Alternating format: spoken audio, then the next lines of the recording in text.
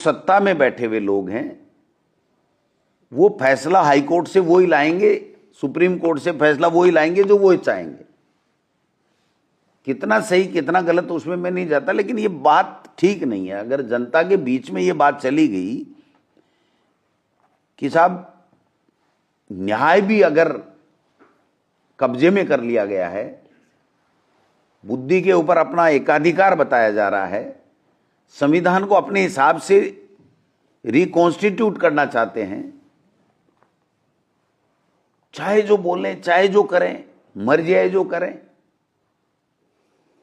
आज आप देखिए कितनी संवैधानिक संस्थाएं हैं जिनके ऊपर,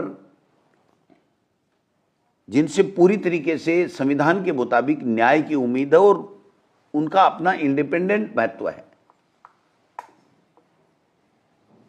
वो ऑटोनोमस बॉडियां हैं। उन ऑटोनोमस बॉडियों को एक एक करके खत्म कर रहे हैं। और जब कोई सवाल उठाता है तो जेल में जाओ, मुकदमे झेलो, ईडी आएगी, इनकम टैक्स आएगा। कि इस ईडी का दुरुपयोग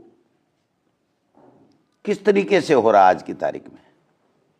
सुप्रीम कोर्ट लताड़ पिला रहा है कि आप कर क्या रहे हो, फिर भी कोई फर्क नहीं पड़ रहा। सुप्रीम कोर्ट से फैसले किस तरीके से आ रहे हैं, कितने प्रतिशत ईडी के लोग कितने किस दल के लोगों पे जा रहे हैं, किस विचारधारा के लोगों पे जा रहे हैं, कितने किस पे नहीं जा रहे हैं, उनका रिजल्ट क्या है। अगर विस्तार से बात करें तो सबके समझ में आता है। जैसे आईने में दिखता है चेहरा कि आप कैसे हो, क्या पहन रखा है, क्या लगा रखा है, कैसे बाल है, वो सारी चीजें आ जाती हैं। मैं समझता हूं कि जो संस्थाएं हैं उनका दुरुपयोग आप देखिए कि लोकतंत्र को किस तरीके से ये पंगु बनाना चाहते हैं, अपने कब्जे में लेना चाहते हैं। जब चुनाव आते हैं लोकसभा के या विधानसभाओं के चुनाव आते हैं, सबसे पुरानी पार्टी जिसने वर्षों तक देश के अंदर संविधान के मुताबिक अपना शासन किया, अच्छा बुरा उसके दोनों बातें अपने अपने पक्ष हो सकते हैं, मूल्यांकन का विषय है, लेकिन उसके खाते सीज कर दो कि आप एक पैसा नहीं निकाल सकते। सारे जो पूंजीपति हैं उनको अपने कब्जे में कर लो, और वो भी चलो कोई बात नहीं।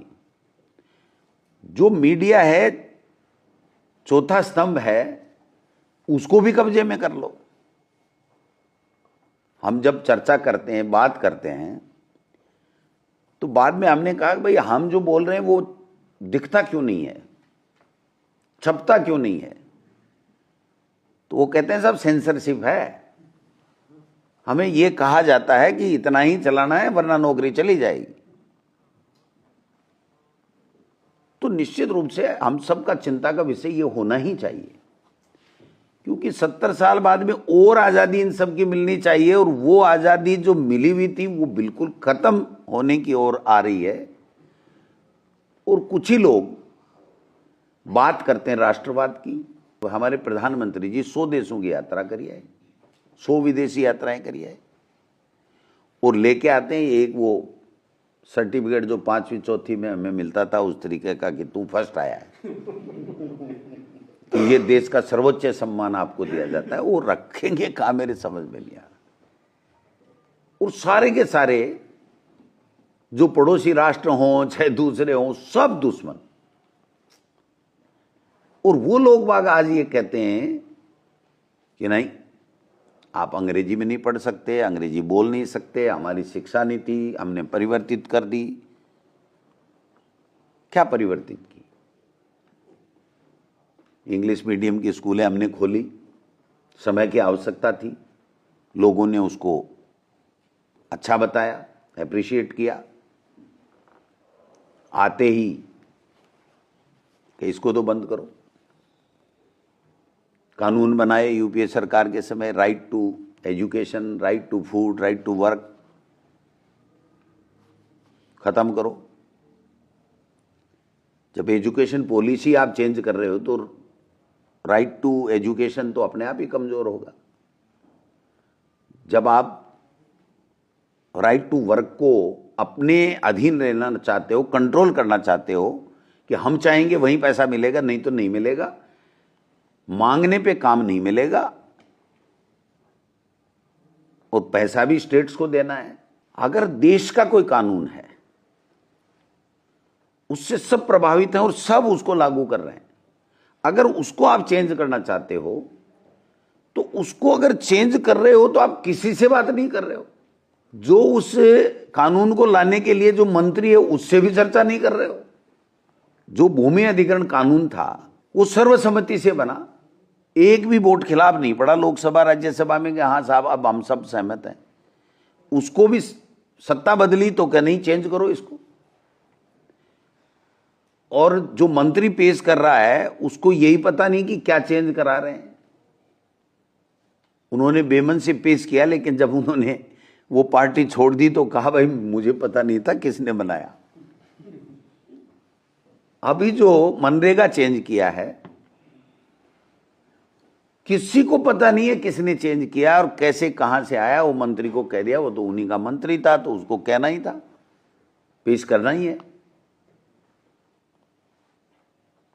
तो ये सारी चीजें जो चल रही हैं, हर चीज को अपनी विचारधारा से, अपने नॉलेज से, अपने हिसाब से उसको पूरी तरीके से रिकॉन्स्टिट्यूट करना या उसका पुनर्निर्माण करना, उसमें संशोधन करना।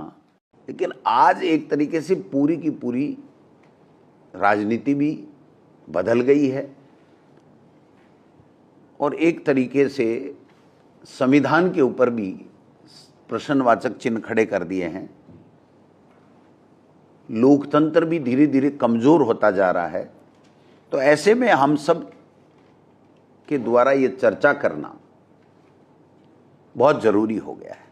महात्मा गांधी जी, पंडित जवाहरलाल नेहरू जी, जितने भी उस समय के लोग थे, अगर ये अंग्रेजी नहीं जानते, विदेशों में नहीं जाते, वहाँ की स्टडी नहीं करते, उनके शिक्षा प्रणाली को नहीं समझते, वहाँ के संविधान को नहीं देखते, तो इतना बेहतर जो ढांचा उन्होंने हमें बना करके दिया है वो नहीं दे पाते। तो निश्चित रूप से उनका योगदान बहुत बड़ा रहा है हर दृष्टिकोण से। बट आज समय इस तरीके का आ गया कि उन सब के ऊपर एक फासिस्टवादी सोच, शिक्षा भी, अगर शिक्षा के बारे में चर्चा करो, सोचो तो उनके हिसाब से सोचो, अगर संविधान की व्याख्या करो तो उनके हिसाब से करो, अगर संसाधनों का उपयोग करो तो उनके हिसाब से करो।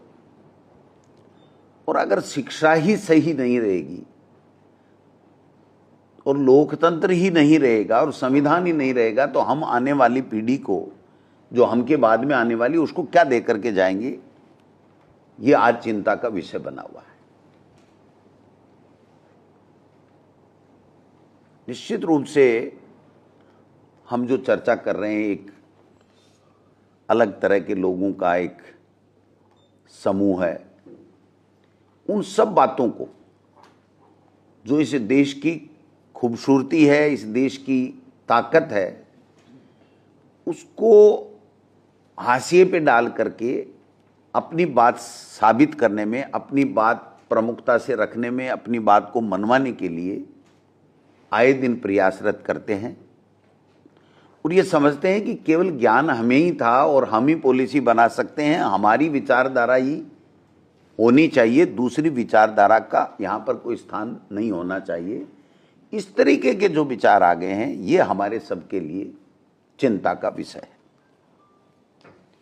अब आप देखिए कि एजुकेशन पॉलिसी हो, चाहे दूसरी कई पॉलिसी हो, अधिकार की बात हो, कानून की बात हो,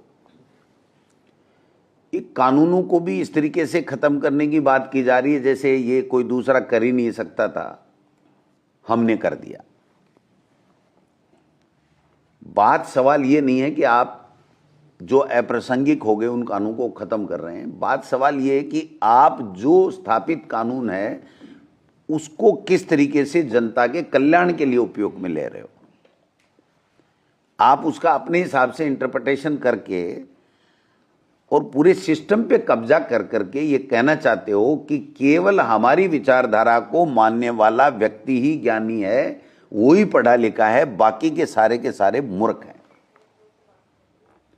जब संविधान बना था तो उसमें सब बातें क्लियर हैं।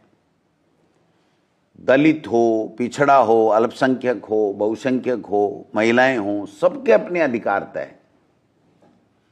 और 70 साल से चल रहा है और आज इस तरह की व्यवस्था की जा रही है कि नहीं, ये जो बातें दलित है, पिछड़ा है, महिलाएं हैं, इनके बारे में जो आपकी धारणा बनी है वो गलत है। हम जो कह रहे हैं वो धारणा बननी चाहिए।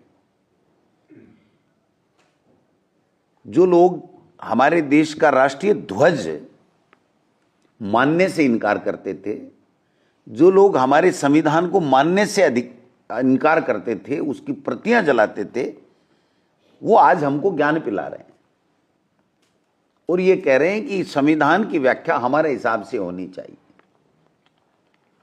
सत्ता का दुरुपयोग, कोई भी पार्टी हो, कोई भी विचारधारा के लोग आ जाओ, बहुमत का राज है। जिसका बहुमत आ गया, जनता ने जिसको चुना वो आ गया, कोई दिक्कत नहीं। लेकिन पूरे इतिहास को ही मिटाना चाहे और अपने तरीके से अपना इतिहास लिखना चाहे, मैं समझता हूं कि उसकी इजाजत उनको नहीं मिलनी चाहिए।